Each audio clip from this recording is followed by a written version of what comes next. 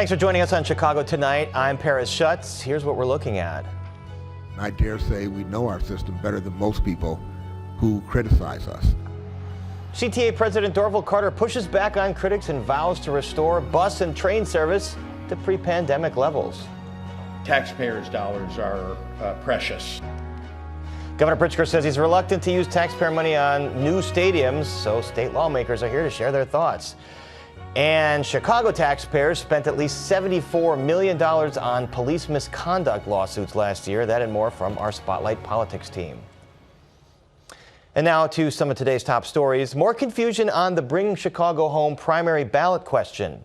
The Chicago Board of Elections is appealing a judge's decision invalidating the question. The agency says it should not be the defending party on the case. That's because it has no role in creating the policy in question here. That's the city of Chicago's job. The lawsuit was brought on behalf of real estate interests that opposed the referendum, asking Chicagoans whether or not they want to hike taxes on property sales over $1 million to fund homelessness programs. The question for now will still appear on the March ballot, but results will not be tallied unless appeals to overturn the lower court ruling are successful.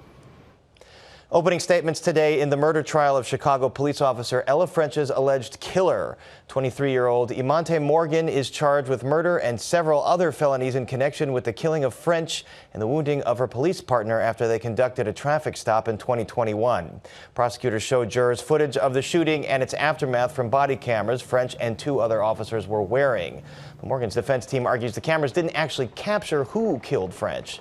For a recap of today's proceedings, you can go to our website. Cook County Sheriff Tom Dart is leading a new campaign to remind the public about the state's red flag gun laws. The sheriff says the campaign is meant to inform the public that they have the right to file a firearm restraining order against family members or cohabitants who possess guns and are deemed a threat to themselves or others. The campaign will include a series of billboards like you saw there, and the sheriff says so far the red flag law has led only to the recovery of around 100 firearms thus far. This is something that can be easily accessed by family members in the house, a ex-spouse, a roommate, and obviously law enforcement can as well. So this can be done when you're trying to protect your loved one. The calendar might say February, but the forecast is more like late spring, and it's kind of a scary forecast. After today's unseasonably high temps near 70, the National Weather Service has issued a tornado watch until 10 p.m. tonight. The area is also under the threat of potential hail and severe thunderstorms. That'll be followed by massive drops in temperatures, where tomorrow's high will plunge to a measly 28 degrees. Get those winter jackets back out of the closet. Up next, do stadium subsidies have any chance in Springfield? That's right after this. Chicago Tonight is made possible in part by the Alexandra and John Nichols family, the Jin and Kay Mabey family, the Polk Brothers Foundation, and the support of these donors.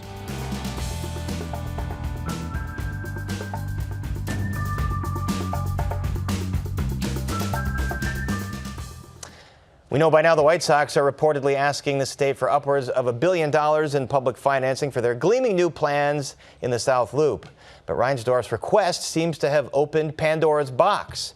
The Chicago Red Stars women's soccer team now want in on the public subsidy game, and Crane Chicago Business reports the Cubs want $30 million in taxpayer dollars to boost security around Wrigley Field. Let's not forget the Bears and their plans for a new stadium either in Arlington Heights or possibly in Chicago.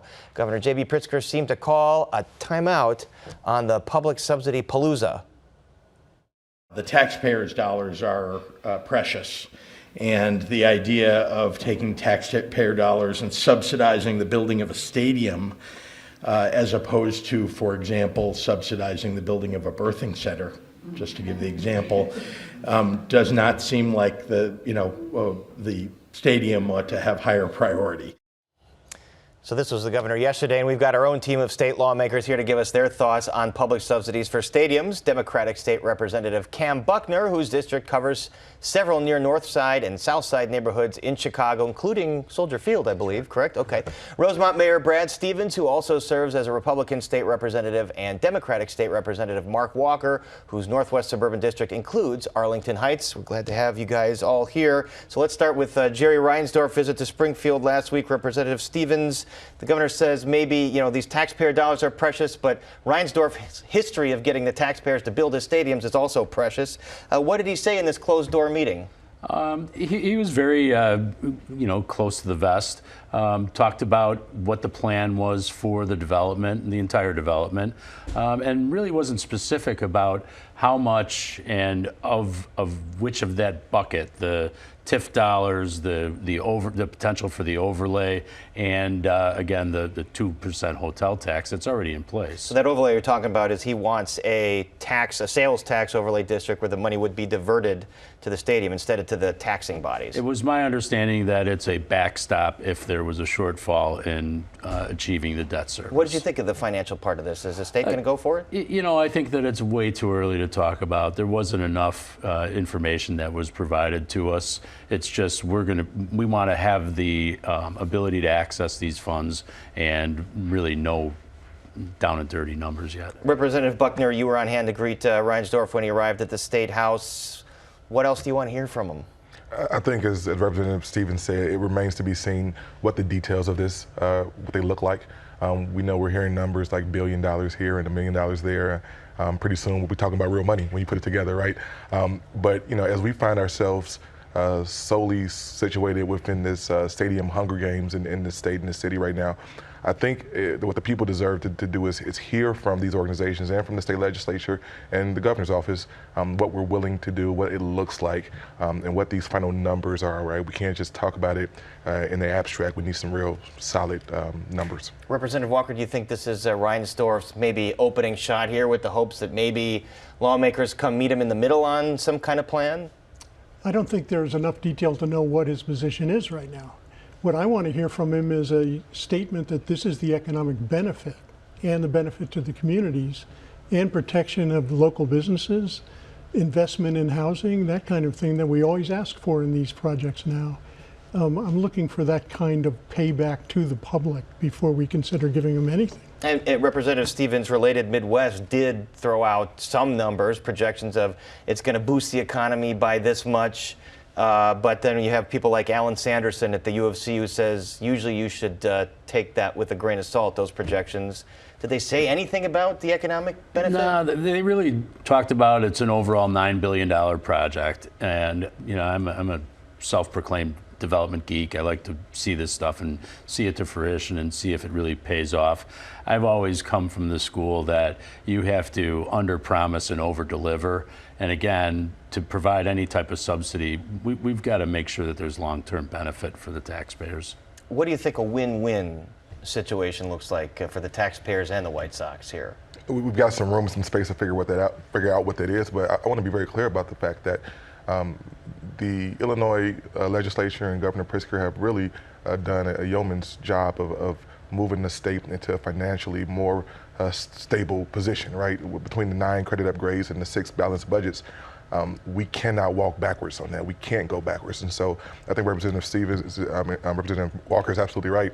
What does this look like for the people of Illinois, the people of Chicago? This can't be a rehashing of 1990 or 2001. We're in a new day and age, and we have to act appropriately. Well, they created the Illinois Sports Facility Authority just to offer the public financing, and that is coming from that 2% hotel tax, which Reinsdorf wants to extend. Is that something that lawmakers are open to?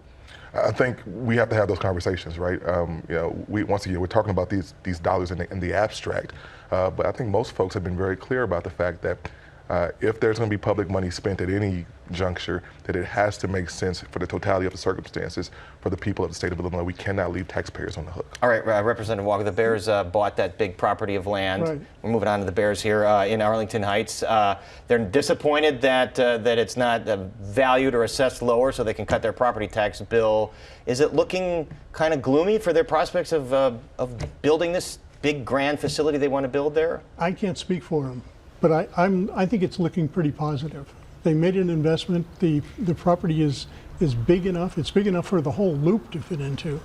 It can have commercial and residential and sports development, and we're close to an agreement. Now, I believe Kevin Warren when he says he's fallen in love with Chicago. I understand that. I do fall in love with Chicago. And I believe him when he says he's looking at all his options. So I don't believe this is some kind of negotiation tactic. I think he's weighing the pros and cons. And Kevin Warren, the president of the Bears, the CEO, weighing just like we don't know GM Ryan Poles. Does he love Justin Fields or does he love Caleb Williams in the draft? So it's kind of the same thing. They all don't know yet. What is interesting to me is just this period, they said, let's hold off a little on talking because we have a couple of higher priorities to figure out, meaning, the draft and our management. But, Representative Buckner, you wrote a column saying you really want the Bears to stay in Chicago, to go in the South lot, south of Soldier Field. They are reportedly considering that. You mentioned a possible public-private partnership might be an option, but would that involve public financing? I think it's possible, right? I mean, you have to look at what's left in the ISFA kind of bonding space. I've always said that I thought it would be interesting to talk about whether McPeer or MPEA could have something to do with a landlord situation. So this is the quasi-public-private agency that owns Navy Pier and McCormick Place. Yeah, that's right. And so there's some options there, but as was previously stated, I think that the Bears are kind of waiting to see where things are. But I've been very clear about this. I want the Bears in Chicago. I think one thing that's super cool about our city is that all of our sports teams play within the city limits. And I've said this before, Paris, I'll say it again, that if the Bears have decided they want to remain married to the city of Chicago, they got to stop dating other cities. Other cities like Arlington Heights, attractive other cities. I love it, but yes. All right, well, so we got Arlington Heights versus Chicago here. Brad Stevens, you're kind of like geographically right in the middle. Where do you fall down on the Bears? Well, I think that what's got to happen is they've got to make their pitch. We haven't really seen anything that's really rock solid yet. I'm one way I like to see it out in Arlington Heights because I think it's a great parcel. It's got better accessibility by roadways. But then again, I believe what Representative Buckner said. They're Chicago's team. They need to be in Chicago. So it's a toss-up. And one thing I want to just mention is that the White Sox are not looking to extend the hotel tax. The hotel tax, from what I understand, is there in perpetuity. That money is going to continue to go to the Sports Facilities Authority. So it's a matter of extending the bonding authority, for the sports facility. Although the hotel tax, if it falls short like it did in COVID, then other taxing agencies like the city of Chicago have to sort of pick up the slack, which they've had to do in certain years. What about the Red Stars? Now they want in on the game for a new stadium. I'm a Red Stars season ticket holder. Wow. I love women's soccer. I think they play soccer in certain ways better than the men do. We'll see. Right now they're getting about 4,000 average attendance. I'm not so sure what they believe their future needs are going to be. I don't see it in a 60,000 seat stadium for sure. Where do you think they might fit? I'm going to let Mrs. Ricketts tell me where they want to go. All right, so predictions here. Is some kind of White Sox package going to happen by the end of this spring session? I don't see that happening. That's a short period of time, and there's a lot of unanswered questions. And let's not forget, this is an election year. Representative Buckner? We'll see. I'll never say never. I know Springfield can operate very quickly when it needs to. But we'll see what the appetite is for it in this current space. And you got that little thing called the budget that you have to deal with too. Yeah. I do think the Bears are close, and they require much less state money in their proposition, much more local money. It's interesting. Maybe they let Reinsdorf go first with his big billion-dollar ask. All right, that's all the time we have. Up next, the CTA president faces some critics at City Hall, so please stay with us.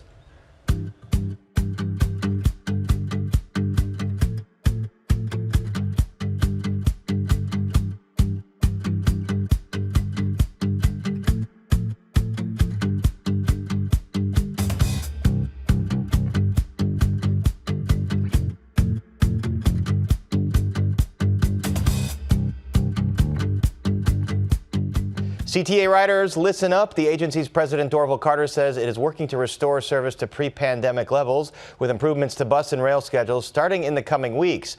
That announcement comes amid continued criticism of his leadership as the transit agency struggles to draw riders back and improve reliability. WTTW News reporter Nick Blumberg joins us now with more. Nick, the CTA president's been hard to find in recent years. Where was he today? Well, that's the idea behind an ordinance that was passed last year, actually, that now requires Carter to attend quarterly hearings in front of the City Council's Transportation Committee. That's where we heard from him earlier today. Now, as we're starting to get back to those pre-pandemic service levels this year, he says that process is going to begin in the coming weeks with new bus and rail schedules. He says it includes a planned 44% hike in bus service. Now, that comes after a 2022 schedule change was announced that was to reflect the service the agency could actually provide with current staffing levels, though they were adamant it wasn't a service cut. And staffing has been a problem for many years, at least since the pandemic. So where do things stand now? Well, Carter told alderpeople that last year the agency hired more than 1,000 bus operators, the most ever in a single year. But data obtained by WTTW News shows a net decrease in train operators last year. That's been the focus of the agency's recruiting efforts lately. One catch is that train operators first have to start as a flagger, overseeing the safety of crews on active tracks. Carter says there's no set amount of time they have to work as a flagger. It's more of a question of getting them trained as an operator and a job becoming available. Now, all this comes as the agency is trying to draw back passengers and, of course, the revenue that they bring. Ridership last year was still 60% of pre-pandemic levels, and passenger revenue was off more than $250 million from what the CTA took in during 2019. And Nick, how are they going to make up that gap? Well, the agency still has federal COVID relief money. That's expected to last through the end of next year or into 2026 probably. But Carter says the magnitude of the problem means he can't come up with an easy solution himself. The impact of a $700 million gap in our budget is basically completely devastating. I don't believe personally we're going to get to that point where that will become a reality for what we need to deal with, but we certainly need to figure out what the solution is going to be. To that end, the CTA, Metra, PACE, the RTA, lots of other stakeholders, they've been in conversations with state lawmakers. There's a proposal for up to $1.5 billion in new transit funding. Carter says right now the CTA has more so been working to educate lawmakers about transit needs, but that it hasn't thrown its weight behind any specific sources of revenue yet. Now, today's hearing also had an extended public comment period where Carter heard from many upset transit advocates and passengers, many of whom would like to see him out of a job. He also pushed back against some of their critiques. Here's one commenter and Carter's response to a question later on in the hearing. I know that you don't like that your reputation has been smeared like this. I know that this is not something that you enjoy. And what I want to tell you is that for 4 years, Chicagoans have not been enjoying this either. We don't just look at spreadsheets. We also ride our system, and I dare say we know our system better than most people who criticize us. And Carter's comment there certainly drew some jeers from folks in the gallery, as you can imagine, Paris. The next hearing will come in spring or early summer, but no later than June 30th. Nick, I would imagine that those that ride the system regularly know the system pretty well, too. One would presume, but certainly some expertise at the CTA as well. Sure. Okay. Nick Blumberg, thanks very much. And you can read Nick's full story on our website. It's all at WTTW.com/news.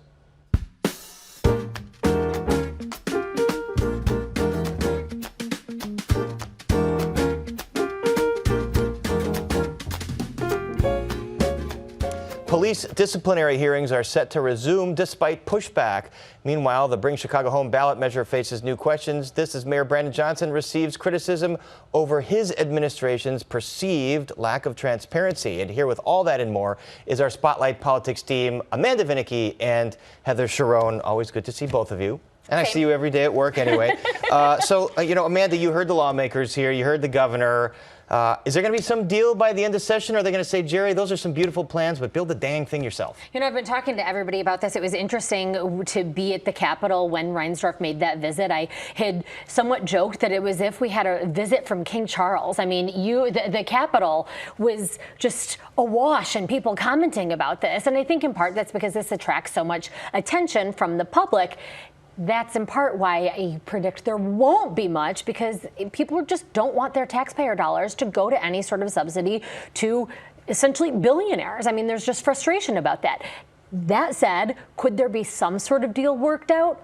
Sure. It is likely, if so, that it'd be mixed in with something else. It's not going to be just doling out dollars, and it would be part of some other package. It'd be tucked in there. And we would also have to see, I think, perhaps a change in strategy. It was, I thought, sort of foolhardy for Reinsdorf to come down, make this request the day before a budget that lays out how little money the state has. And the Bears also, with their initial ask, clearly flawed. Well, but if the Bears then come out and ask for far less public money after Reinsdorf went and did this, maybe the Bears this is all kind of there's a lot three-dimensional of chess Some here. folks think that is this Reinsdorf just asking for the money so that he can say, hey, I tried, and then off to Nashville. I mean, the theories abound. Remember St. Petersburg from 30 years ago. Okay, Heather, so you did an analysis that found the city spent $74 million in taxpayer funds to pay for police misconduct settlements last year. So, we have these numbers every year. How does this compare to other years? So this is on par with recent years on average, but it is significantly less than the last 2 years. And I think I know why. What was 2023? An election year. So that meant that perhaps former Mayor Lightfoot was reluctant to put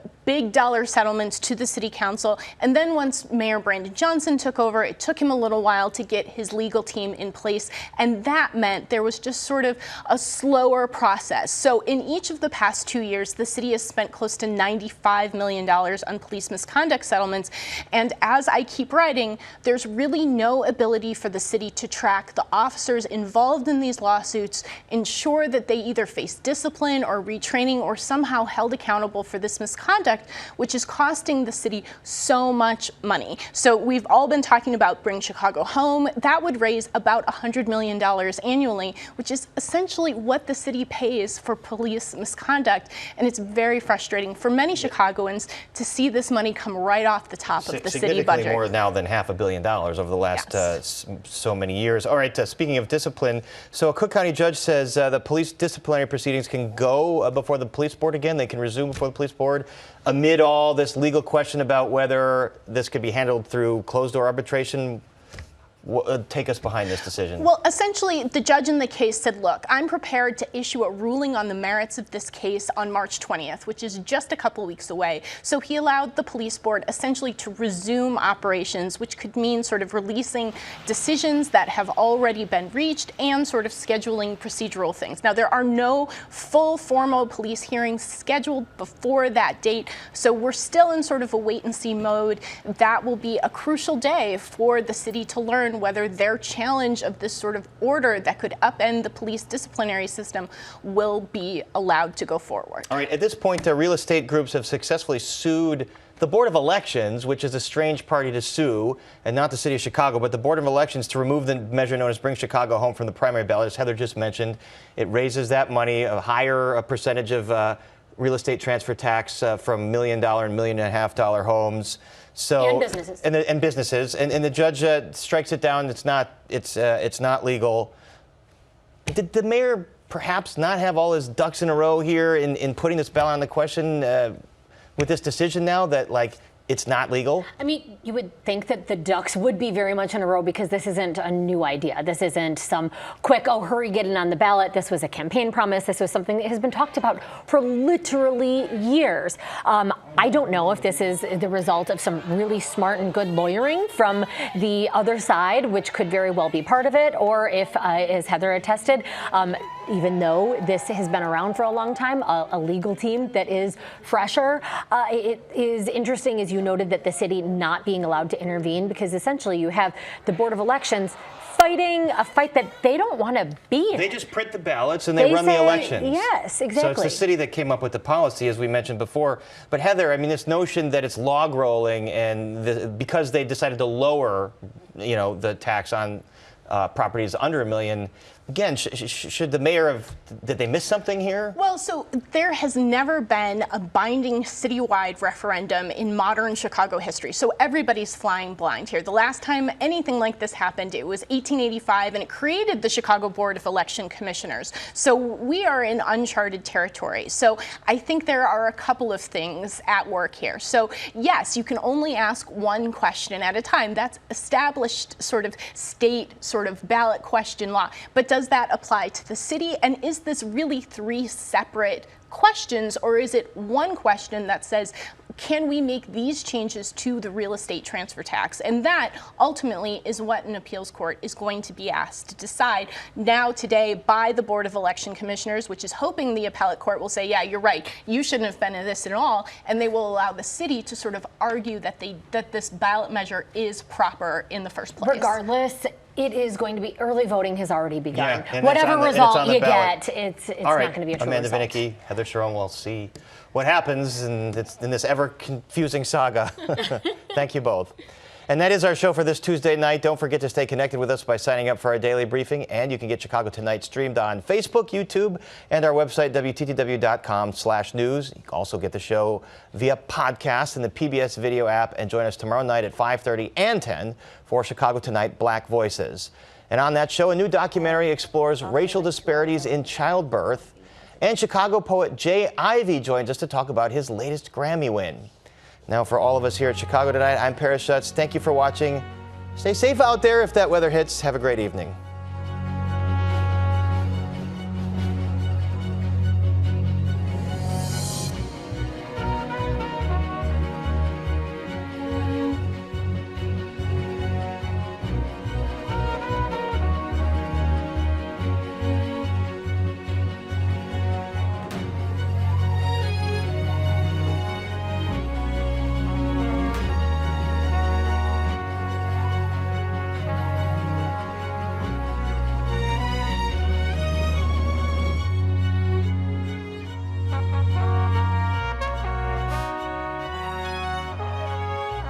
Closed captioning is made possible by Robert A. Clifford and Clifford Law Offices, a Chicago personal injury and wrongful death firm that supports free educational initiatives in the legal profession.